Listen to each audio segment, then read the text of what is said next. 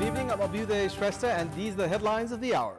Political parties making efforts to change province governments. With the change in centre's political equation, dispute emerges within Nagarik Unmukti Party regarding cabinet expansion in Sudur Paschim province. Risk of dengue infection in Nepal continues. 38 individuals infected within the first 3 months of this year. Doctors urged to remain alert as summer approaches. Israeli attacks on Rafah city and central areas in Gaza cause further civilian casualties. Around 82 people killed in 10 Israeli attacks on Palestinians in the past 24 hours. And Nepal suffer a 73-run defeat against host Hong Kong in the friendly T20 international match. Nepal to face Hong Kong in the inaugural match of the Triangular T20 International Series tomorrow.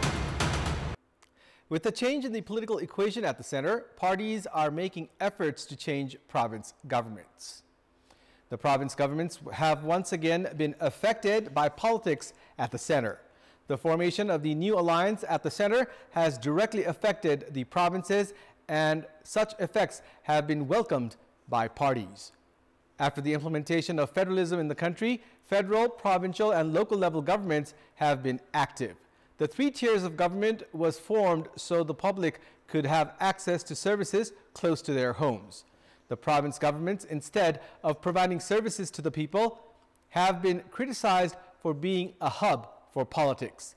The federal government has been blamed for this, as it has failed to formulate important laws regarding employees, police, education, among others. Law experts have said that questions have been raised against the provinces, as Singhadwarar has not let the provinces implement their rights. The Constitution has provisioned separate rights for the federal, provincial, and local level governments. However, the federal government has not formulated the laws for them to use their rights. The federal government does not seem serious towards formulating such laws. With the change in the political alliance at the center, parties are gearing up to form new political equations at the provinces as well. In the past 15 months, 3 political equations have been formed at the center. Due to this, the chief minister in Koshi province has been changed on 5 occasions. Within this period, chief ministers in Gandaki, Lumbini, and Sudur Paschim provinces have changed twice each. It has been 7 years since the implementation of federalism in the country. However, the provinces have not been able to escape from the shadow of the center. The political parties have also not been able to accept the exercise of federalism. Although they have taken their party structure down to the lower level, the leadership level has been pushing the center's decision on them. It's now time for our segment Public Pulse, where you text us with your opinion. Public Pulse. But before that, let's take a look at the results from yesterday's poll. Yesterday, we had asked you, what's your say on the trend of claiming to be innocent right after being relieved from the post? 35% voted for A, politicization of the process, 55% for B, example of bad governance, and 10% for C, action should be taken. And here's today's question. Why are political parties giving priority to power rather than implementation of federalism? Your options are A, centralized mindset, B, hunger for power, and C, not understanding the essence of federalism. The voting is on. Type NEWS, select your option A, B, or C, and send it to 34001 to share your opinion with us. The effect of the newly formed alliance at the center has been witnessed in all the 7 provinces. Chief Minister Kamal Bahadur Shah is finding it difficult to save the Nepali Congress-led government in Sudur Paschim province. After CPN Mao Center and CPN Unified Socialist withdrew their support to the Sudur Paschim province government, Chief Minister Kamal Bahadur Shah has fallen in minority. His effort to sustain the Nepali Congress-led government by gathering majority has not materialized. His final effort to hand ministerial posts to one Rashtriya Prajantra Party member and an independent member has not been successful. Even after appointing 2 ministers and 1 state minister from Nagarik Unmukti Party last night, Chief Minister Shah has not been able to garner majority, as 1 Rashtriya Prajantra Party member and an independent member have not agreed to join the government. Instead, dispute emerged within Nagarik Unmukti Party due to the cabinet expansion. Party chairperson Ranjita Shrestha Chaudhary has directed the 3 members of her party, including leader Ghanashyam Chaudhary, to quit the Kamal Bahadur Shah-led government right away, saying that the three leaders of the party joined the government without her approval. Party chair Ranjita warned of action if they do not exit the government. However, Ghanshyam has still extended support to the Shah-led government. 4 members of Nagarik Unmukti Party are in Resham Chaudhary's side, while 3 are with Ranjita. In the Sudur Pashchim Province Assembly, Nepali Congress has 18 members, Nagarik Unmukti Party has 7, Rashtriya Prajantra Party has 1, and there is 1 independent member. Meanwhile, the alliance parties at the center, CPN Maoist Center, has 10 members apart from the Speaker. CPN UML also has 10, while CPN Unified Socialist has 4 members at the Sudur Pashchim Province Assembly. Both the sides have offered ministerial posts to the Rashtriya Prajantra Party member and the independent member. The support of 27 members is needed to form the Sudur Pashchim Province government. However, both Chief Minister Shah and the parties of the ruling alliance have majority to form the government. Shah has been claiming of gathering majority at any cost. However, the parties of the newly formed alliance are discontent with the behavior of the Chief Minister. They are firm in their stance that the Chief Minister, who is in minority, should tender his resignation. They have also claimed that Nagarik Unmukti Party will soon join the newly formed alliance. Main opposition Nepali Congress has announced its decision to participate in the election of the National Assembly chairperson.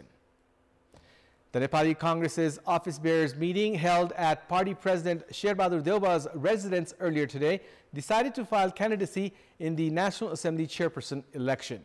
However, the party said the candidate for the post will be finalized after the meeting of the National Assembly. There are talks going around within the party that party leader Krishna Prasad Sitola will be given the candidacy for the chairperson election. Party's co-general secretary Jivan Pariyar informed that the party has decided to hold discussions with other parties to gather support for the party's candidate. The election of the chairperson of the National Assembly is scheduled for this Tuesday. The National Assembly's second largest party, Nepali Congress, has 16 members in the Assembly. There has been a consensus within the ruling coalition to hand CPN Maoist Center the candidate for the National Assembly chairperson election. The current ruling alliance has majority at the National Assembly. The largest party at the National Assembly, CPN Maoist Center, has 17 members, including the vice chairperson. Nominated member Narayan Prasad Dahal is also from CPN Maoist Center. Likewise, other parties in the ruling alliance, CPN UML has 10 members, CPN Unified Socialist has 8, and Janata Samajwadi Party has 3 members. Other parties, Loktantrik Samajwadi has 1 member, Rashtriya Jana Morcha has 1 member, while there are 2 nominated members. The position of the National Assembly chairperson is currently vacant following the completion of Chair Ganesh Prasad Timilsina's 6-year tenure. We'll take a short break here. We have more news coming up. Last year, there were more than 51,000 cases of dengue in Nepal, and 20 deaths due to the disease were reported.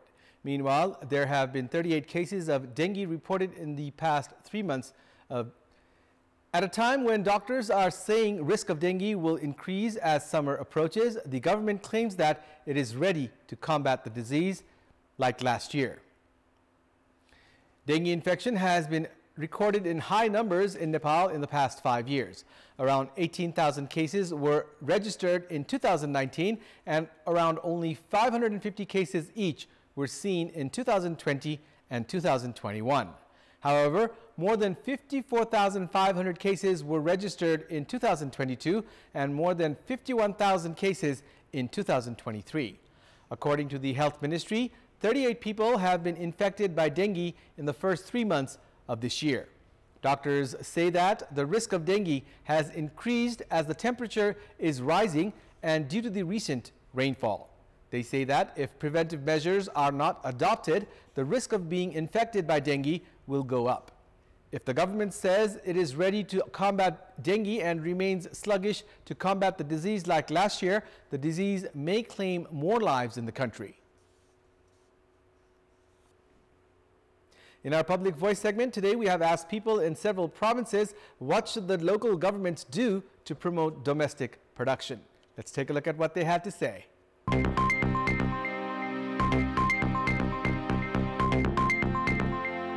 उत्पादन र बजारलाई जोड्न सरकारले नीति तथा कार्यक्रम अगाडि बढायो भने राम्रो हुन्छ। स्थानीय सरकारले तिनीहरूले उत्पादन गर हामीले यसको बजार व्यवस्थापन लगायत सम्पूर्ण हामीले जिम्मेवारी लिन्छौँ भनेर जिम्मेवारी लिनुपर्छ। स्थानीय उद्यमीहरूलाई तालिम दिनुपर्छ। स्थानीय उत्पादन प्रवर्धन गर्नको लागि सरकारले बजेट छुट्याउनु पर्छ। हामीले उत्पादन गरेको सामान बजारमा बेच्न सहयोग गर्दा हुन्छ। कच्चा पदार्थहरू सरकारले निशुल्क उपलब्ध गराउनुपर्छ। स्थानीय तहका सरकारले योजना बनाएर काम गर्नुपर्छ।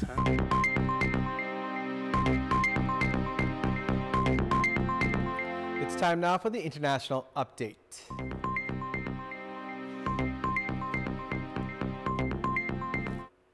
Israeli attacks on Rafah city and central areas in Gaza caused further civilian casualties as medical facilities remained exhausted. Around 82 people were killed in 10 Israeli attacks on Palestinians in the last 24 hours. The Israeli army said 20 fighters were killed in the Khan Yunis area, while 10 others were killed in central Gaza. Gazan residents of Rafah inspected the damages of a residential tower today, while some sat among their belongings in the rubble of Al-Masri Tower, where around 300 families were sheltering. Smoke billowed over Gaza today as negotiations on a ceasefire and the release of 134 hostages still in the enclave seemed to stall ahead of the hoped-for deadline, the Muslim holy month of Ramadan. The offensive has plunged the Palestinian territory, already reeling from a 17-year Israel-led blockade, into a humanitarian catastrophe. Much of it has been reduced to rubble, and most of the 2.3 million population have been displaced, with the United Nations warning of disease and starvation. Meanwhile, Yemen's Iran-aligned Houthis targeted U.S. bulk carrier Propel Fortune in the Gulf of Aden. They also targeted a number of U.S. war destroyers at the Red Sea and Gulf of Aden with 37 drones. The Houthis say they have been attacking shipping lanes in solidarity with the Palestinians in the Israel-Hamas war in Gaza. Meanwhile, humanitarian aid for Gaza was being prepared to be loaded onto a Spanish NGO ship docked at the port of Larnaca in Cyprus ahead of its departure today. Sports news. Nepal suffered a 73-run defeat against host Hong Kong in the friendly T20 international cricket match today. Babar Hayat scored a century in Hong Kong's win. Karnali province defeated armed police force by 51 runs in the Koshi Province Trophy National T20 cricket tournament. In the match played at the Baijnathpur ground in Biratnagar today, Karnali province elected to bat first and posted 165 runs for the loss of 5 wickets in 20 overs. Arjun Kharti top scored for Karnali with an unbeaten 55 off 34 balls, smashing 4 sixes and 2 fours. Chasing a victory target of 166 runs, armed police force managed to score 114 runs, losing 6 wickets in the stipulated 20 overs. Amar Rotella was the leading run scorer, who scored an unbeaten run-a-ball 37.